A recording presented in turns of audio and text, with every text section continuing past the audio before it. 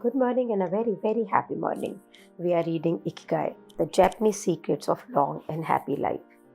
और हम स्ट्रैटेजीज कर रहे हैं जिससे अपने जीवन में फ्लो ला सकें, बहाव ला सकें, एक ऐसी ज़िंदगी जहां अपने आप चीज़ें रिदम में, जॉयस, अबंडेंस में हो रही हो। तो उसके लिए आज स्ट्रैटेजी नंबर 2 करते हैं। हमने जो कल किया था उसमें यह था कि चीज़ें अगर बहुत आसान होती हैं तो वो बोर करती हैं, और बहुत बियॉन्ड एबिलिटीज़ होती हैं तो एंग्जाइटी करती हैं, और लिटिल बियॉन्ड अगर हमारे कंफर्ट होती हैं तो वो हमें फ़्लो क्रिएट करती हैं। तो स्ट्रैटेजी नंबर 2 है have a clear concrete objective. ज़िंदगी में आप कुछ भी करें उसका बिल्कुल स्पष्ट रूप से आपको ये पता होना चाहिए कि आप इसको क्यों कर रहे हैं। और इसका एक बहुत ही ईजी और मज़ेदार एग्जाम्पल देता हुआ कह रहे हैं कि वीडियो गेम्स जिस समय मॉडरेशन में खेली जाए, यानी बहुत ज़्यादा ना खेली जाए, बोर्ड गेम्स या स्पोर्ट्स, ये ऐसी चीज़ें हैं कि जो आपको फ्लो देती हैं। आप उसको जिस वक्त खेलते हो आपको बड़ा मज़ा आता है।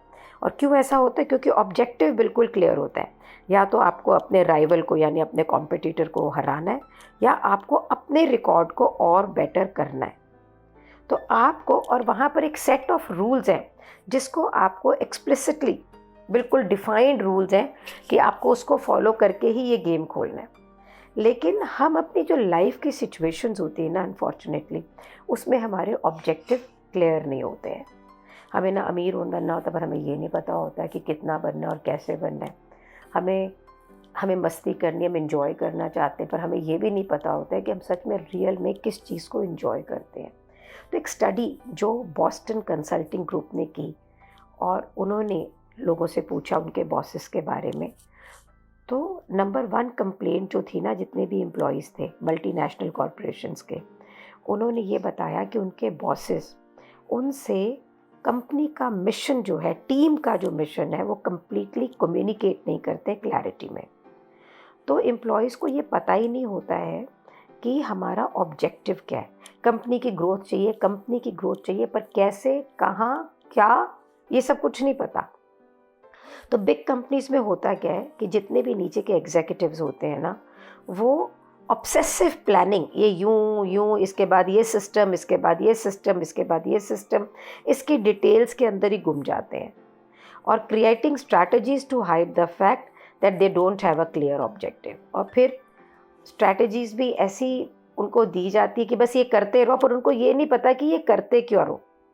तो ये ऐसे लगता है कि जैसे कि आप समुद्र के अंदर शिप के साथ निकल तो गए, पर आपको मैप भी है कि आपको एक नक्शा भी दे दिया गया है, पर आपको ये नहीं पता कि आप किस डेस्टिनेशन में क्या है। तो आप सोचिए, अगर आप एक ऐसे शिप में हैं जहाँ नक्शा भी आपके हाथ में है, पर आपको ये नहीं पता है कि आपको जाना कहाँ है, तो क्या ज़रूरी है? नक्शा ज़्यादा ज़रूरी है कि कंपस, कि जो आपको कॉन्क्रीट ऑब्जेक्टिव की तरफ लेके जाए, कि एक ऐसी कंपस हो कि जो बताए कि हाँ तुझे इस दिशा के अंदर यहाँ पहुँचना है, या एक ऐसा मैप जो दिशाहीन हो।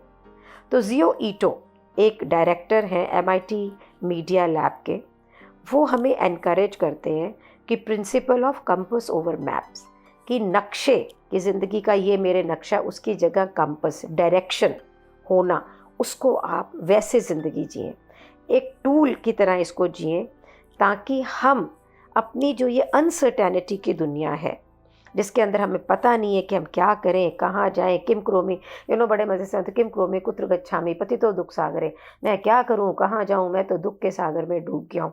बचपन में मेरी मम्मा बोलती थी, कहते थे मम्मा समझ नहीं आ रहा है पढ़ाई कैसे करें, तो ये मेरी मम्मा बोला करती थी, आज मुझे उनकी याद आ गई।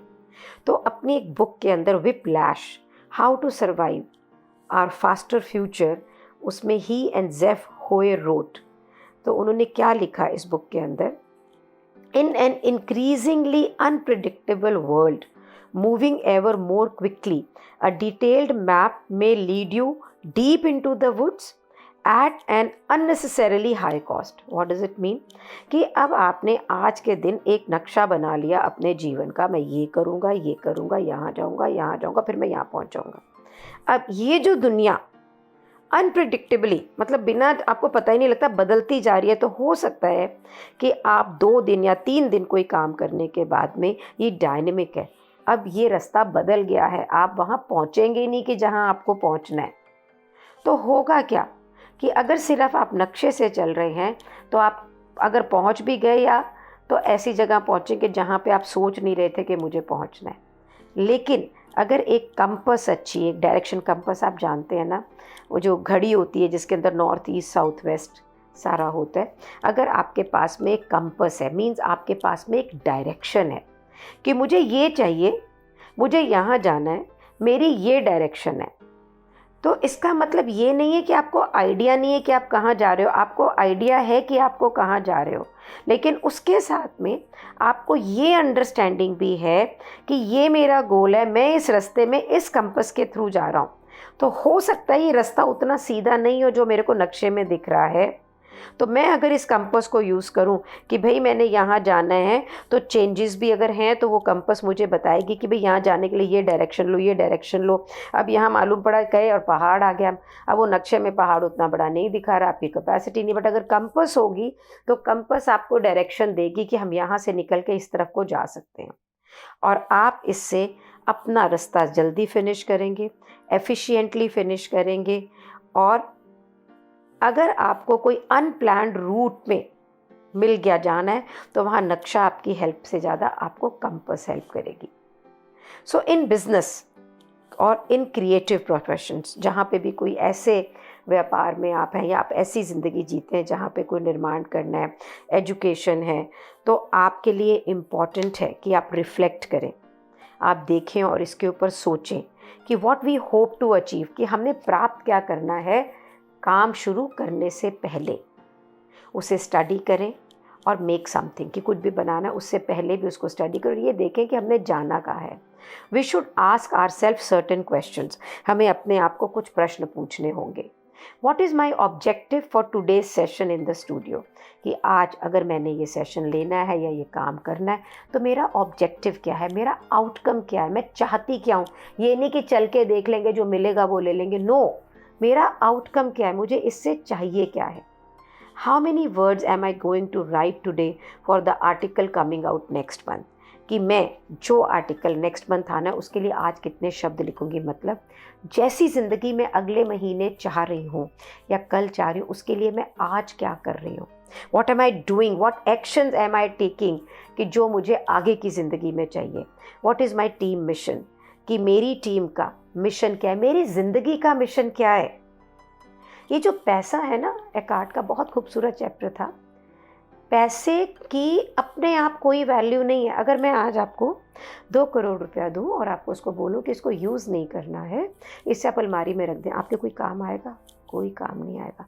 पैसे की वैल्यू भी तभी है उसकी ट्रांजैक्शनल वैल्यू से। उस पैसे से आप घर ले सकते हो, ट्रैवल कर सकते हो, चीज़ें खरीद सकते हो। इसी तरह से आपकी टीम का मिशन क्या, भैया ये जो काम कर रहे हो ये क्यों कर रहे हो? पैसे के लिए नहीं कर रहे हो, उस पैसे की ट्रांजैक्शनल वैल्यू के लिए कर रहे हो। So you should be clear about it, why are you doing this, है ना। और फिर जो भी मेरा मिशन है उसके लिए मैं आज के जितनी भी ये चीज़ें हैं इन्हें कैसे सेटल करूँगा और जल्दी करूँगा, ताकि अगले हफ्ते जो मुझे ज़िंदगी चाहिए वो मैं पा सकूँ। सो पेज नंबर 62 में राइटर लिखता है, अपनी ज़िंदगी का क्लियर ऑब्जेक्टिव होना बहुत ज़रूरी है ताकि आपकी ज़िंदगी में फ़्लो आए, आप बिल्कुल बहाव करते चले जाएं। जो लोग अपने कैलेंडर प्लान करते हैं महीनों के, और इस डेट को ये होना है, इसको ये होना है, ये आउटकम ऐसे चाहिए, और उसके बेसिस के ऊपर एक्शन प्लान कर लेते हैं, मंडे को ये करना है, ट्यूसडे को ये करना है, तो उनकी लाइफ में बहाव ज़्यादा होता है, बिकॉज उन्हें मालूम है what direction they need to take. But we also have to know how to leave it behind when we get down to business. और हमें ये भी पता होना चाहिए कि जब हम रियल में काम करें तो अगर कुछ चीज़ प्लान्ड है लेकिन वो डायनेमिक है, अब वो डायरेक्शन नहीं काम आ रही है, तो उसको चेंज कैसे करें। एक बार जब जर्नी चालू हो गई है ना, जो हम अपना मिशन चाहते हैं, तो आपको अपने ऑब्जेक्टिव को माइंड रखना है, उसके ऊपर ऑब्सेस नहीं करना है, उसी को सोचते रहना, उसी को सोचते रहना, नहीं ऐसा नहीं करना है। जो ओलंपिक का मीन्स आपका जो रास्ता है आपके ऑब्जेक्टिव को पाने के लिए, वो मीन्स टू एन एंड नहीं है, वो अपने आप में एंड है। Means living life moment to moment, कि वो जो आप एक्शन कर रहे हैं to get your mission, to get your objective, वो एक्शन अपने आप में कंप्लीट है। उसको बहुत खूबसूरती से राइटर बताता है कि जो ओलंपिक गेम्स के अंदर एथलीट खेलते हैं जिन्हें गोल्ड मेडल चाहिए, अगर वो रेस करते हुए गोल्ड मेडल को देखेंगे ना, तो उस समय वो फ्लो में नहीं आ सकते, क्योंकि उनका तो सोच रहे हैं गोल्ड मेडल के लिए। और उन्हें सोचना कहाँ है, अपने कदमों की तरफ, जहाँ पे वो दौड़ रहे हैं, जहाँ वो खेल रहे हैं, तभी उनमें फ्लो आएगा ना। तो अगर वो ये सोचे मुझे तो मेडल मिल रहा है, मैं मेरे पेरेंट्स को दिखाऊंगा, ये होगा, तो फ्लो आ सकता है? It can never come. So इसको एकार्ट टोले भी बहुत ब्यूटीफुली बोलते हैं कि आपने एक मिशन बनाया, आपने एक ऑब्जेक्टिव बनाया, आपने एक प्लानिंग की, बहुत अच्छी बात है, लेकिन उस प्लानिंग के अंतर्गत जो आप स्टेप लेते हैं ना, they should be not mean to end, they are end by itself. Means आज अगर मैंने ये ऑब्जेक्टिव बनाया कि इस बुक को मैं पूरा पढ़ूंगी और इस 1 महीने में पढ़ूंगी, तो बस हो गया वो प्लान। लेकिन जिस समय मैं ये किताब को आपके लिए पढ़ रही हूँ, मेरा सारा फोकस एक एक शब्द पे है, ना कि इस पेज के अंत में कि कितनी देर में ख़त्म होगा। Are you getting it? This is called life living moment to moment. एक और एग्जाम्पल है कि अगर किसी राइटर ने ये सोचा कि वो 3 महीने में नॉवल लिखेगा, तो ऑब्जेक्टिव तो क्लियर है, लेकिन अगर राइटर यही सोचता है 3 महीने में ख़त्म करना है, 3 महीने में ख़त्म करना है, तो कभी भी वो अपने दिमाग से सोच ही नहीं सकता, वो राइटर लिख ही नहीं सकता, राइटिंग कर ही नहीं सकता है। तो उसको जब बैठ के लिखना है ना, तो उसे शब्दों को लिखना पड़ेगा टू कंप्लीट हर नॉवल। और मालूम क्या है, वो ऑब्सेस कर रही है कि मैंने करना है, और कर क्या रही है, घर साफ़ कर रही है, न्यूज़पेपर साफ़ कर रही है, अलग अलग चीज़ें कर रही है, फ्रस्ट्रेशन हो रहा है, और दिन पास हो गए, महीने पास हो गए, और आपने कुछ किया नहीं। सो माइंड में उसको फंस करने से अपना ऑब्जेक्टिव नहीं होगा। सो ऑब्जेक्टिव कैसे पूरा होगा? जब आप पहला शब्द लिखेंगे, आपका जो भी ऑब्जेक्टिव है उसका पहला काम करेंगे, फिर दूसरा, बिल्कुल उसके अंदर मन लगा के घुस के, तो ये एक फ्लो क्रिएट होगा आपके प्रोजेक्ट के लिए। जैसे ही आप छोटे छोटे स्टेप्स लेने चालू करेंगे, आपकी एंग्जाइटी ख़त्म होती चली जाएगी, एक प्लेजेंट मज़ेदार फ्लो आएगा जो भी एक्टिविटी आप कर रहे हो। और getting back to Albert Einstein जिसने लिखा था, a happy man is too satisfied with the present to dwell on the future, कि एक खुश आदमी जो होता है ना, वो अपने प्रेजेंट के अंदर जो एक्शन ले रहा है उसमें इतना संतुष्ट हो रहा है कि उसको फ्यूचर को देखने की ज़रूरत ही नहीं होती है। इसका मतलब ये नहीं कि ऑब्जेक्टिव नहीं है, ऑब्जेक्टिव है, लेकिन उसे पाने के लिए जो जर्नी है ना, वो भी उतनी ही खूबसूरत, उतनी ही मज़ेदार, उतनी ही फ्लोइंग है। सो एक ग्राफ है, वेग ऑब्जेक्टिव, जब हमें कुछ पता नहीं होता, उसमें कन्फ्यूजन होता है, टाइम और एनर्जी वेस्ट होती है, मीनिंगलेस टास्क होते हैं और मेंटल ब्लॉकेज होती है। क्लियरली डिफाइंड ऑब्जेक्टिव और फोकस होता है प्रोसेस के अंदर, तो वहाँ सिर्फ फ्लो होता है और काम होता ही चला जाता है। Obsessive desire to achieve a goal while ignoring the process, मुझे ये चाहिए, मुझे ये चाहिए, मुझे ये चाहिए, इतना ऑब्सेशन है, लेकिन उसके ऊपर कोई प्रोसेस नहीं बनाया, कोई स्टेप नहीं लिया। तो फिक्सेशन ऑन द ऑब्जेक्टिव, अब यहाँ पे आप चिपक गए हैं कि मेरे को तो ये चाहिए, लेकिन आपने काम तो शुरू ही नहीं किया। इससे क्या होता है, एक मेंटल ब्लॉक होता है। सो आज हम यहाँ तक करेंगे। आप ये देखिए कि आप अपनी ज़िंदगी में क्या करना चाहते हैं जिसके लिए आपने कभी कुछ किया ही नहीं। चाहते ही हैं लेकिन किया नहीं, डरते हैं, एंग्शियस हैं, या बस मुंगेड़ी लाल के सपने देख रहे हैं। तो अगर ऐसा कुछ है तो नाउ स्टार्ट डूइंग दैट, और उस जर्नी को, अपने ऑब्जेक्टिव को पाने की खूबसूरत बनाएं। जैसे आप और मैं, ये जो जर्नी है बुक पढ़ने की, इसके लिए है। हमारा मंतव्य है कि हम इकिगाई से कुछ सीखें, ऑफ कोर्स इसे कंप्लीट करें बहुत मज़े से, लेकिन हर रोज़ इसको सुनने की जो जर्नी है, इसको बोलने की जो जर्नी है, वो भी तो खूबसूरत है ना। सो आप अपने जीवन में जो भी पाना चाहते हैं, उस जर्नी को बहुत ही ब्यूटीफुल बनाएं। Thank you so much for being in my life. Thank you so much. आपके साथ ये जर्नी बहुत ही खूबसूरत है। ग्रैटिट्यूड।